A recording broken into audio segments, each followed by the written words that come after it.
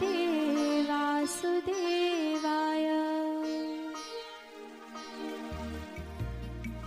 Hello दोस्तों, नमस्कार। स्वागत है आपका दिव्यवाणी संस्कृत क्लासेस में। मैं हूँ चंचल गर्ग और आज का हमारा टॉपिक है कर्मधारय समास।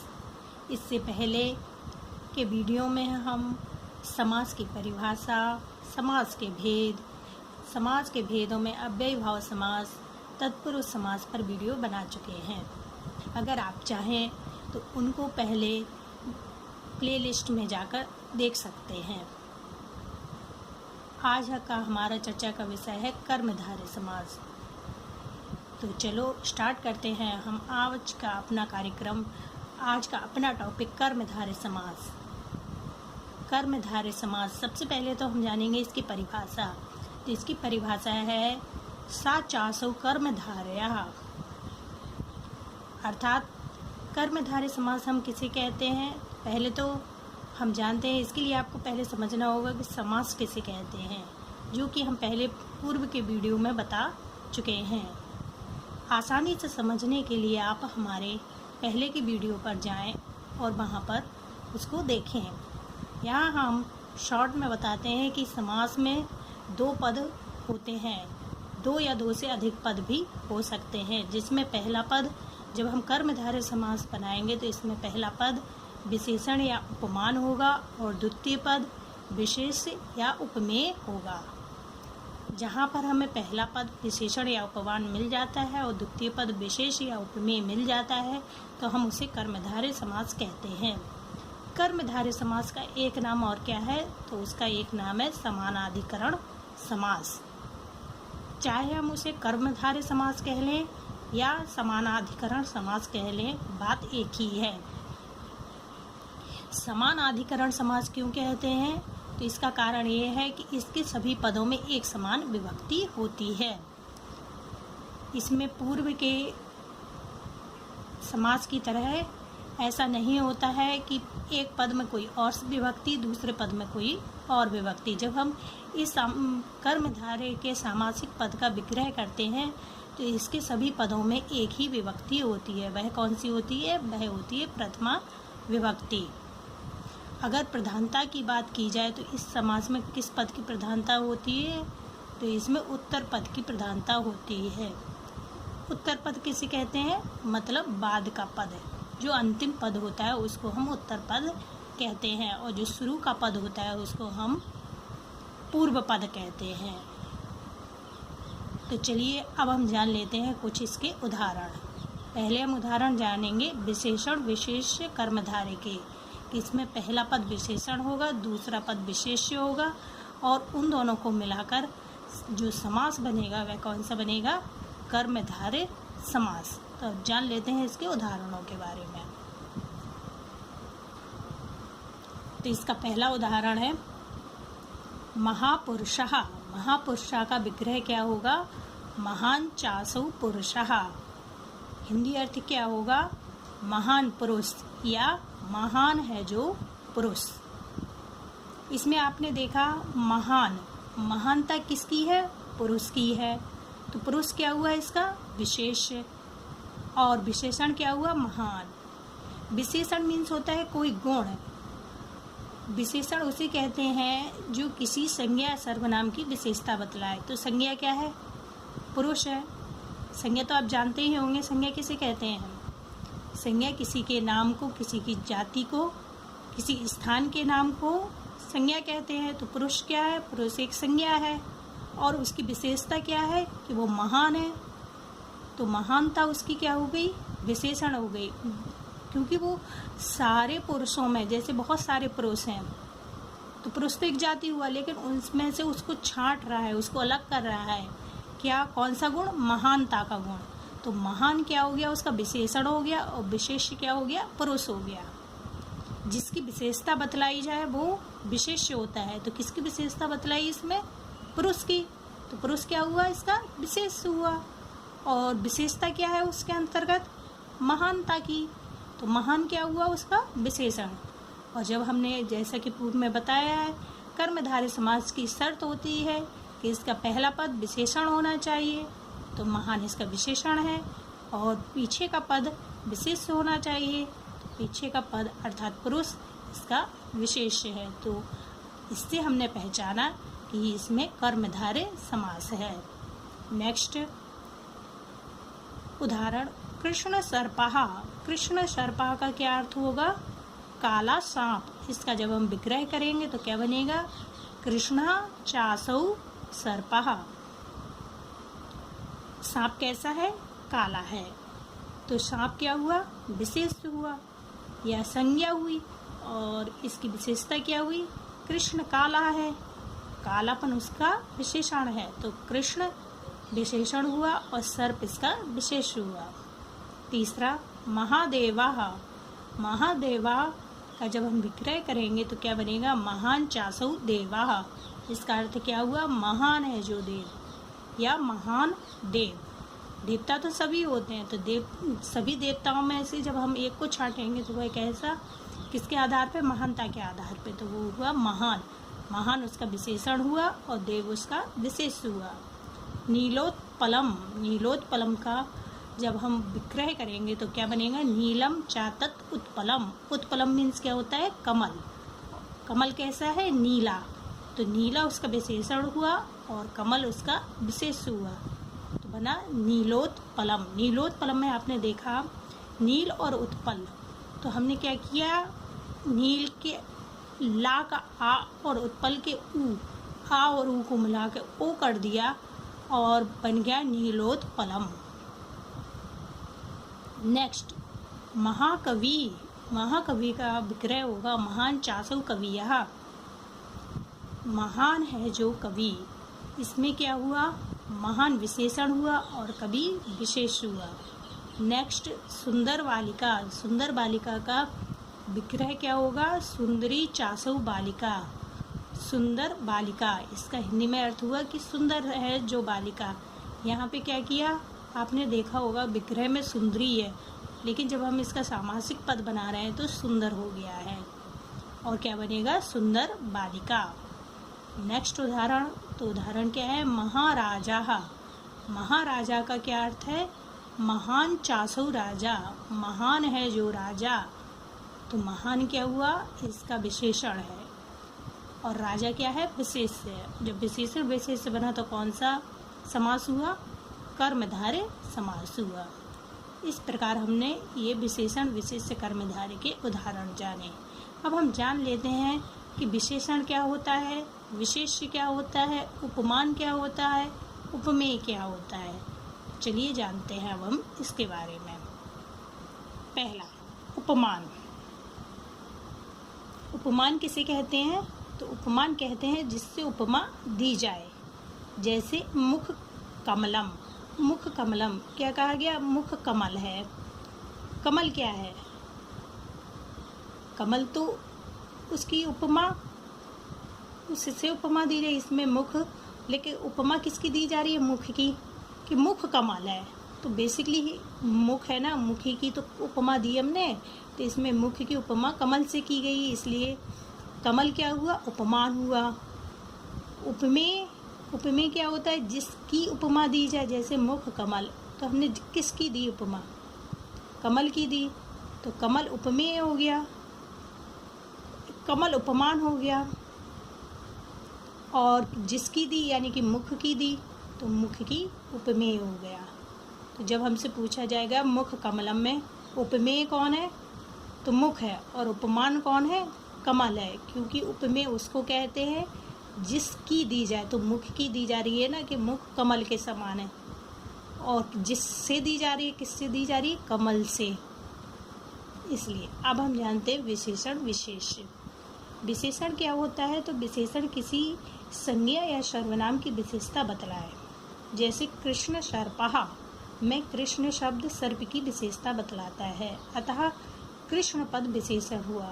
यहाँ पर आप ये याद रखिए कि जब उपमान होता है वो उसके साथ नहीं होता। जैसे मुख के साथ साथ कमल नहीं चलता, जब मुख होगा तब वहाँ साथ साथ कमल नहीं होगा, लेकिन उसकी हमने समानता बताई है कि मुख कमल के समान है, इतना सॉफ्ट, इतना कोमल, इतना सुंदर है जैसे कमल होता है। लेकिन कमल एक अलग चीज़ है, मुख एक अलग चीज़ है। लेकिन विशेषण विशेष्य में क्या होता है कि वह गुण उस चीज़ के अंदर ही होता है। जैसे कृष्ण सर्पः, ऐसा तो सांप काला है, ऐसा तो होगा नहीं कि सांप अलग कर दें और काला अलग कर दें। जब सांप चलेगा तो उसका कालापन भी चलेगा।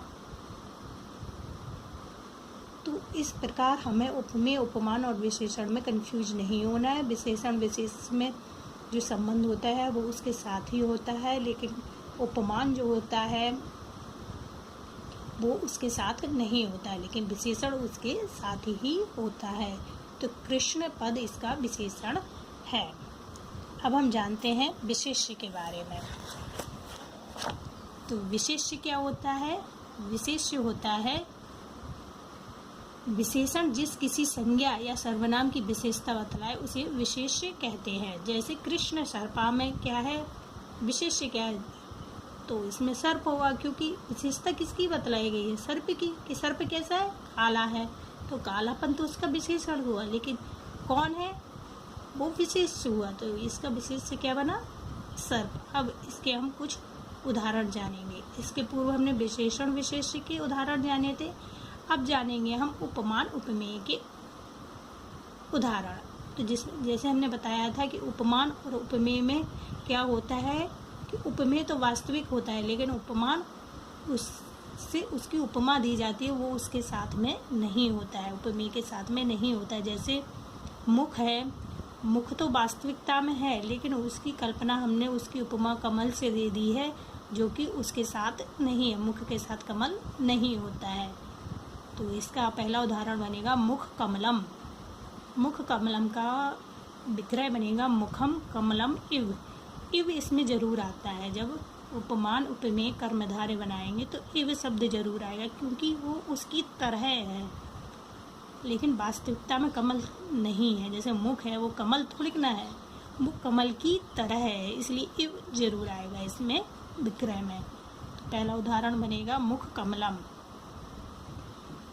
मुख कमलम में मुख कमलम का विक्रय बना मुखम कमलम इव, अर्थ हुआ मुख जो है वो कमल के समान है। दूसरा पुरुष व्याघ्रः। पुरुषा व्याघ्रा इव, पुरुषों में व्याघ्र के समान। व्याघ्र मीन्स होता है बाघ, चीता, तो वो पुरुषों में कैसा है? चीते के समान है। तीसरा अधर पल्लवः। अधरा पल्लवा इव। अधर बोलते हैं ओंठ को, ओंठ में भी नीचे वाले ओंठ को बोलते हैं अधर। अधर पल्लव के समान है। पल्लव होते हैं नई पंखुड़ी को, तो कैसा है? नई पंखुड़ी के समान है। इनमें उपमेय क्या है पहले जानेंगे। तो उपमेय है मुख, पुरुष और अधर, तीनों में, क्योंकि इनकी ही उपमा दी जा रही है। अब किससे दी जा रही है वो उपमान बनेंगे। तो किस किस से दी गई है? मुख की कमल से, पुरुष की व्याघ्र से और अधर की पल्लव से। इन समासिक पदों में उपमेय प्रथम पद है और उपमान द्वितीय पद है। अब हम जान इसके नेक्स्ट विषय पर। दूसरा नियम है कि कहीं कहीं पर प्रथम पद उपमान और द्वितीय पद सामान्य गुण होता है। अभी आपने देखा कि पहले क्या था? एक पद विशेषण, एक पद विशेष्य था। फिर दूसरे उदाहरणों में एक पद उपमान था, द्वितीय पद उपमेय था। अब हम जानेंगे कि कहीं कहीं पर एक पद उपमान होता है और द्वितीय पद सामान्य गुण होता है। जैसे घन श्याम, तो घन श्याम, घन बोलते हैं बादल को, श्याम मीन्स काला है, जो बादल के समान काला है, तो इसका क्या बनेगा? घना एव श्यामः। घन, घन तो उपमान है लेकिन उपमेय नहीं है। जैसे मुख उपमेय था, लेकिन यहाँ पर श्याम वर्ण, कालापन, ये क्या है? ये उसका गुण है कि वो काले वर्ण का है, तो इसलिए यहाँ पर उपमान और द्वितीय पद सामान्य गुण है। बादल के समान श्याम वर्ण। चंद्र हालका, तो इसका क्या बनेगा? चंद्र एव आह्लाददायक, तो चांद के समान आह्लाददायक। चंद्रहा, चंद्र क्या है? उपमान है चंद्रमा के समान। आह्लादक ये इसका गुण है। विद्युन चंचला, इसका क्या बनेगा? विद्युत इव चंचला। विद्युत होता है बिजली, जो आकाश की बिजली होती है उसको कहा गया है बिजली के समान चंचल। चंचल माने अस्थिर। नेक्स्ट नियम अब जानेंगे। कहीं कहीं पर किम शब्द का अर्थ जब खराब होता है, किम मीन्स कई अर्थ होते हैं, लेकिन जब किम का अर्थ खराब या बुरा निकले तब इस पद का समास कर दिया जाए किसी संज्ञा से, तो वहाँ कौन सा समास होगा? तो वहाँ कर्मधारय समास होगा। जैसे अब हम जानते हैं इसके कुछ किम कर्मधारय के उदाहरण।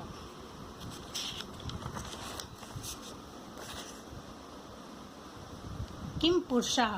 किम पुरुषः का क्या बनेगा? जैसे कि अब हमने इसको देखते ही पहचान लिया कि किम शब्द इसमें प्रथम है और वह किस अर्थ में आ रहा है? बुरे के अर्थ में आ रहा है। पीछे का शब्द जो है वो क्या है? संज्ञा है। तो अब हमने जान लिया यह कैसा समास है? कर्मधारय समास है, क्योंकि यह कर्मधारय की सारी शर्तों को पूरा कर रहा है। उसकी शर्त है कि पहला पद किम होना चाहिए, तो है। किम का बुरा अर्थ होना चाहिए, तो है। और दूसरा पद संज्ञा होना चाहिए, तो है। तो अब हमने जान लिया ये कर्मधारय समास है। इसका विग्रह बनेगा कुत्सित सखा। हिंदी अर्थ होगा बुरा मित्र। दूसरा उदाहरण किम पुरुषः। इसका क्या होगा विग्रह? तो इसका विग्रह होगा कुत्सित प्रभुआ। किम प्रभुआ? कुत्सित प्रभुआ, बुरा स्वामी। कदन्नम। कदन्नम का क्या बनेगा? कुत्सित अन्नम, खराब अनाज। इसमें देखिए आप किम का कद हो गया है और अन्नम का आ लग गया है। कदश्वः। कदश्वः का कुत्सित अश्वः, खराब घोड़ा। इसमें भी किम का कद आया है, इसलिए कदन्यम और कदश्वः विशेष रूप से ध्यान देने योग्य है।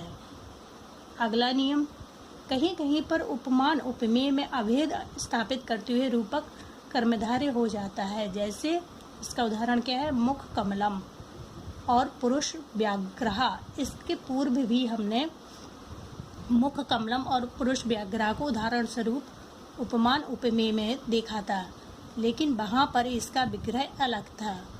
सामासिक पद सेम वही बनेगा, मुख कमलम पुरुष व्याघ्रः, लेकिन अगर हम इसका विग्रह करेंगे तो दो प्रकार से कर सकते हैं, पूर्व की भांति भी और ऐसा भी। मुखम एव कमलम। मुख ही कमल है, जब हम मुख को कमल ही मान लेंगे तो बनेगा रूपक कर्मधारय समास और उसका विग्रह बनेगा मुखम एव कमलम। लेकिन जब हम कहेंगे कि मुख कमल की तरह है, तब हम जब सादृश्य बताएंगे तो वहाँ पर उपमान उपमेय संबंध होकर उपमान उपमेय कर्मधारय होगा। नेक्स्ट पुरुष व्याघ्रः। पुरुष व्याघ्रः का बनेगा पुरुषा एव व्याघ्रः। अर्थ होगा कि पुरुष चीता ही है। इसमें क्या किया जा रहा है? इसमें पुरुष को चीता ही मान लिया जा रहा है और मुख को कमल ही मान लिया जा रहा है, इसलिए यहाँ पे उपमान उपमेय में कोई भेद तो रहा नहीं। और जब हम मुख को कमल की तरह मानेंगे तो मुख अलग हो जाएगा एक वस्तु, और कमल की तरह है तो कमल दूसरी चीज़ हो जाएगी। लेकिन जब हमने मुख कमलम में मुखे कमलम, मुख को कमल ही मान लिया तो अभेद हो गया, कोई भेद ही नहीं रहा। तब इसमें कर्मधारय रूपक कर्मधारय समास हो गया। नेक्स्ट नियम, यहाँ पर एक पर दूसरे का आरोप किया गया, अतः दोनों समस्त पदों का पूर्व में हम विशेषण विशेष कर्मधारय के अंतर्गत भी पढ़ चुके हैं, किंतु इसका इनका विग्रह अलग है। अब एक नियम और है, एक और लास्ट नियम वह है दो समान अधिकरण विशेषणों से भी कर्मधारय समास होता है। जैसे इसमें क्या होता है? दोनों की समान अधिकरण होता है और समान ही दो का अर्थ देते हैं, दोनों ही विशेषण होते हैं। इसमें एक विशेष एक विशेषण नहीं होता, इसमें दोनों ही विशेषण होते हैं, तब भी एक कर्मधारय समास बनता है। इसके उदाहरण है श्वेत कृष्ण, यानी कि श्वेतः कृष्णः। इसका अर्थ होगा सफ़ेद और काला। सफ़ेद भी एक विशेषण है और काला भी एक विशेषण है। तो ऐसा सफ़ेद काला क्या होता है? अश्व होता है। चराचरम, चराचरम का क्या होता है? चरंज आचरंज, यानी कि चर और अचर। ये संसार कैसा है, चर भी है और अचर भी है, इसलिए चराचरम।